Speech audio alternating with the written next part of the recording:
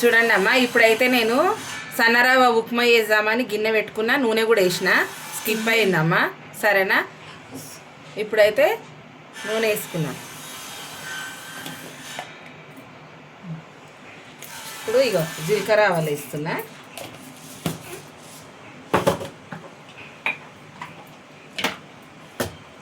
జీలకర్ర ఆవాలు అయితే వేగుతున్నాయి. నూనె కాగిన నూనెనే తొందరగానే కాగుతుంది చూసిరా.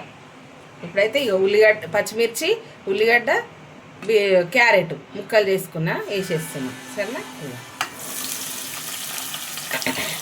మంచిగా సన్నగా కోసిన వేసేసిన.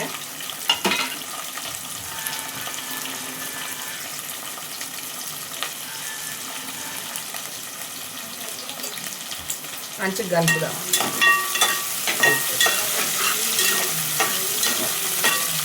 సన్నరవ ఉప్మా ఇది, అంకుల్కి ఇష్టం. సన్నరవ బాగుంటుంది అంటాడు, టేస్ట్.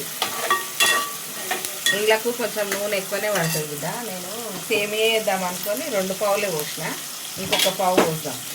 సన్నరవకు నూనె ఎక్కువ ఉండాలి, టేస్ట్ బాగుంటుంది. లేదంటే అట్లా ఉంటుంది. ఇప్పుడు పోసినా కదా అని ఏం అనుకోకుండ్రి, ఏం కాదు. మనము తాలింపులనే కదా పోసినాం, వేడైతేనే ఉంటుంది. కలుపుతూనే ఉన్నా, వేడైతేనే ఉంది, ఉడుకుతుంది చీర కుట అట్లా. ఏం కాదు, ఇట్లా చేసుకోవాలి మంచిగా. ఎక్కువ మాడనీయకుండా జర పండు అయితే చాలు. సాల్ట్ వేసుకున్నా, ఇంకా సాల్ట్ వేసుకున్నా. మంచిగా కలుపుతాను. ఈరోజు నేను మిరియాల చారు మళ్ళీ దొండకాయ ఫ్రై చేసిన పెట్ట, ఛానల్లో పెట్ట, చూడండి. మంచి చారు ఎంత మంచిదో. ఇప్పుడు చలికాలము, ఎండాకాలము, చలికాలం వానకాలం అయితే ఆ చారు తింటే మంచిది. అందులో గ్లాసులలో పోసుకొని కూడా తాగినా కానీ ఏం కాదు, అంత మంచి చారు. మంచిగా చేసుకోర్రి. అన్నీ మంచిగా మసాలాలు వేసి చేసిన. మసాలా అంటే ఏందనేది మీకు చూస్తే కానీ అర్థం కాదు. సరేనా బేట? మంచిగా అవుతుంది.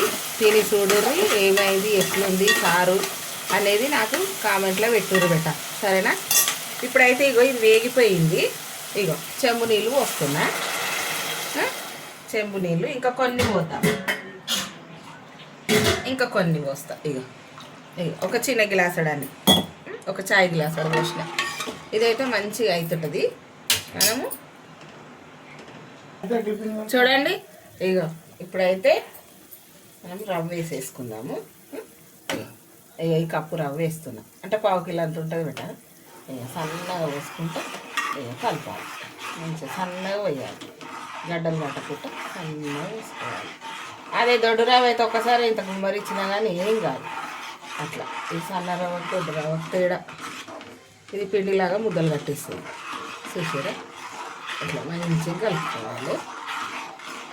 చారులా మంచిగా ఉప్పు వేసుకొని, చారు పోసుకొని ఇష్టంగా తింటారు మన ఇంట్లో అట్లా.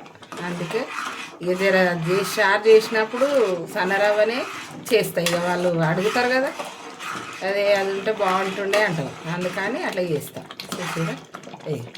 మంచిగా ఉడుకుతుంది. ఇప్పుడు చిన్న మంట పెడదాము. చిన్న మంట పెడితే మంచిగా అవుతుంది, లేదంటే చిల్లుతుంది మీద. చూసిరామా, ఇదైతే ఇక ఉప్మా అయిపోయింది. నేను కొంచెం వాటర్ ఎక్కువ వేసిన, ఎందుకంటే చాలా మంచిగా ఉంటుంది ఇట్లా జారుడుగా కొద్దిగా. సరేనా? ఇప్పుడైతే ఉప్మా పెట్టిద్దాం అంకుల్.